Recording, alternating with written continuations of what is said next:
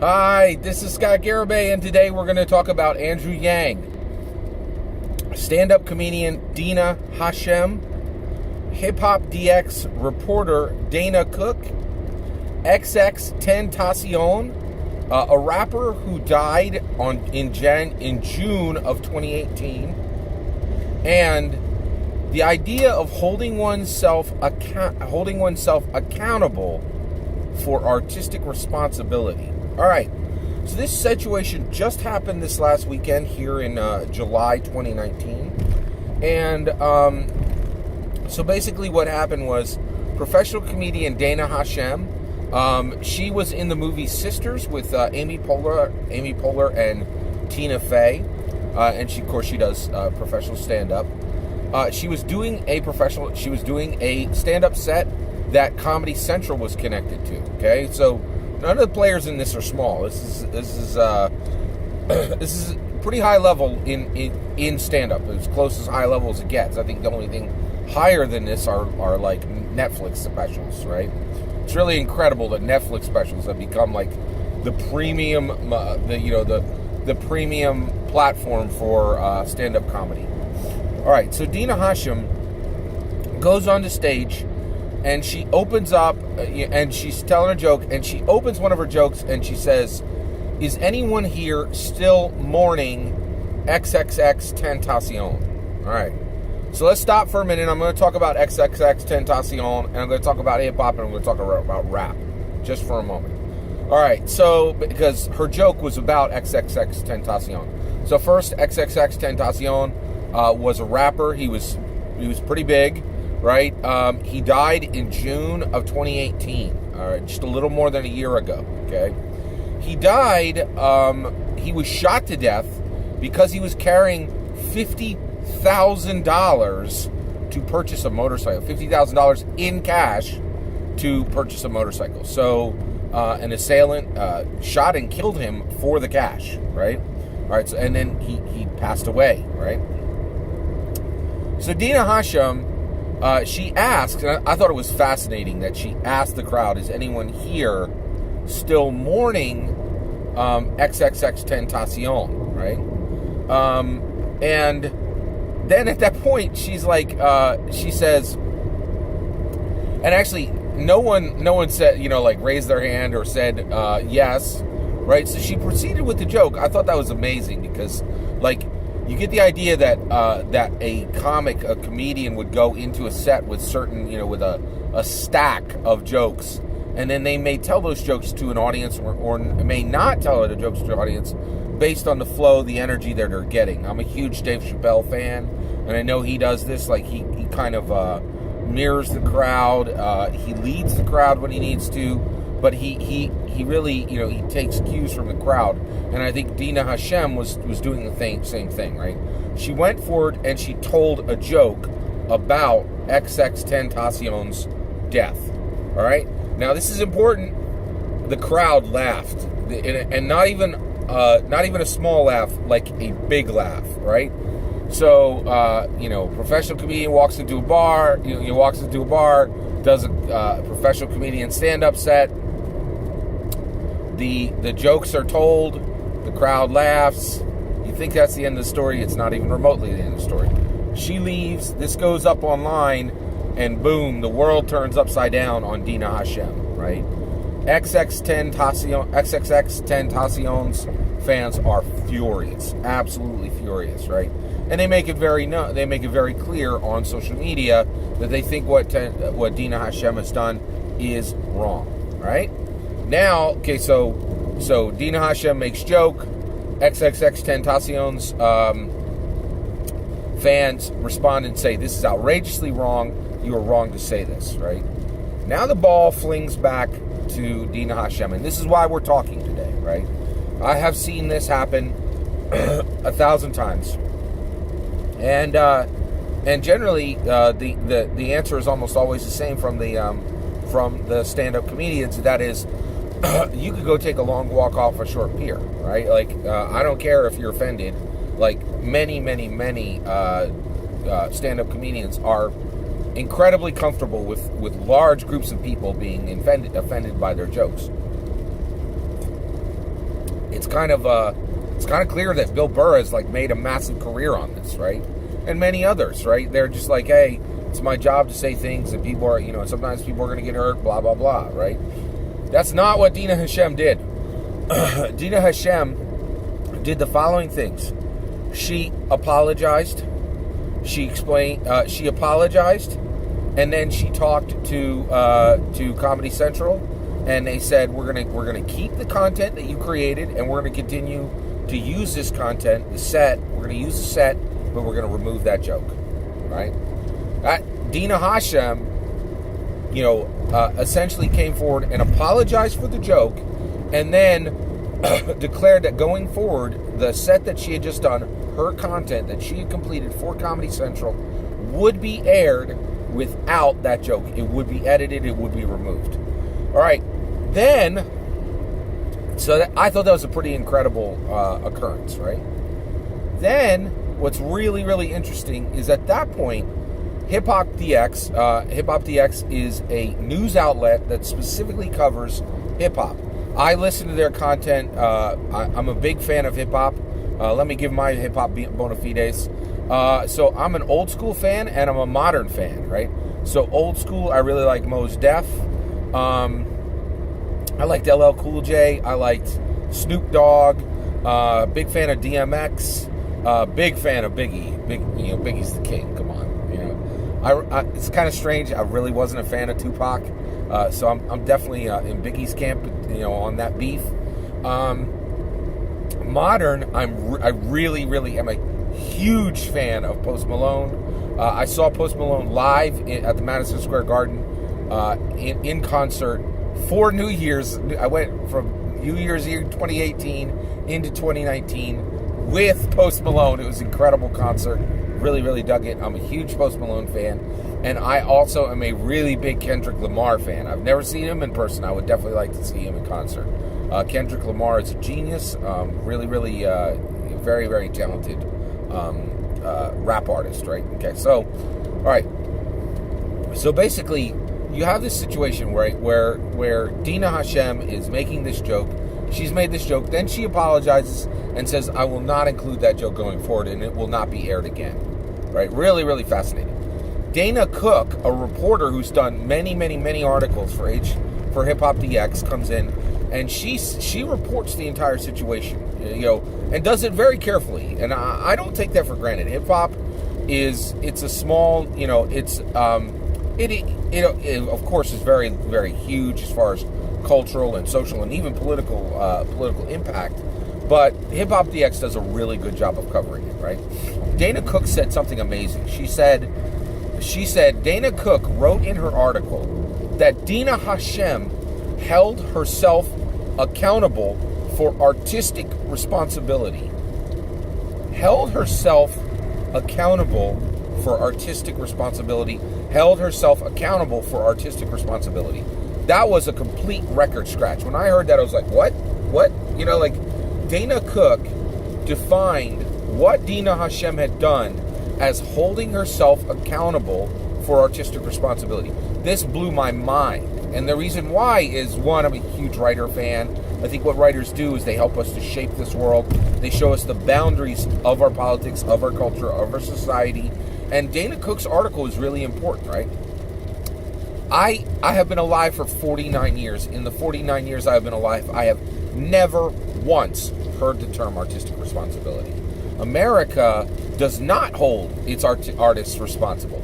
It's the one group that we specifically give a level of immunity to responsibility to. Now, I'm not talking about crime, right? All Americans, including artists, are responsible for crimes that they commit, right? That's not the debate here. What we're saying is that there are things that you can do artistically that are not crimes that you need to be held. You need to hold yourself accountable for artistic responsibility. And I was like, wait, what? That is a huge, huge idea. And this is where Andrew Yang comes in, right? Now, I want to dwell on this artistic responsibility for just one more moment, and then I'll link it to what this means for an Andrew Yang presidency, okay? All right, so this idea is saying, as an artist, you have boundaries, right? Artists have responsibility that is specific to themselves and specific to art, right? And I thought that is a huge, huge, huge idea, right? And Dina Hashem did the same thing. She was like, people responded badly to this joke. I am going to apologize for what I said, and I am going to make sure that that joke is not seen going forward. That is a massive statement within the comic community. That's a huge statement. She is holding herself accountable for artistic responsibility, saying that she did not uphold the responsibility she had. And Dina Hashem was saying that she has a responsibility to make sure that XXXTentacion's fans are not offended, are not hurt. That's pretty amazing, right? There are incredibly few professional stand-ups who believe that it is within their artistic responsibility to protect specific groups from being offended and from feeling hurt. That's amazing. That is truly incredible. All right. Now, then Dana Cook comes along and she defines this as she defines Dina Hashem's actions as specifically holding oneself accountable for artistic responsibility, right? Here's what I think needs to happen now. I think this is a huge event within our politics, within our culture, within our society. And if you think I'm wrong, you're not paying attention. We just had a massive, #MeToo movement in 2018. That was over literal crimes that occurred to women. But many women came forward and said that that many of the jokes that were being told, many movies that were being shown, much of the music that was being showed, became a rich, fertile soil in which the crimes of Me Too, the #MeToo, occurred. Okay? So the reality is the idea of exploring holding oneself accountable for artistic responsibility absolutely has arrived. So what should Andrew Yang do about this? All right, so when Andrew Yang drops into the presidency on January 20th, 2021, he's going to have he should address this. He should specifically address the concept of artistic responsibility in the following way. So one, I understand that we have a lot of things to take care of in this country, right? This would not be a day 1 to day 100 issue. He's got some so Andrew Yang has some really serious issues to take advantage of, to specifically address within day 100 to day 1 to day 100 of his specific presidency, the first term of his presidency. And so basically he would need to handle those bigger issues. But day 101 to day 365, this is artistic responsibility is a day 101 to day 365 item, which would be handled by Andrew Yang. So what Andrew Yang would do is he would go to his Secretary of Labor and say, listen, entertainment is a huge part of the American economy. We have millions of employees who work within the entertainment industry, and I want this concept defined by the U.S. government, the concept of artistic responsibility. And Andrew Yang would specifically point back to this issue and say, take a look at this. Two brilliant women, Dina Hashem, took artistic responsibility for offending and hurting a specific group of people. And then Dana Cook defined what had happened. And she establishes for us the term artistic responsibility, right? Because prior, it was either almost never used, and it was certainly ill-defined. But we as the U.S. government are going within the Department of Labor, assigning the task to you, Secretary of Labor.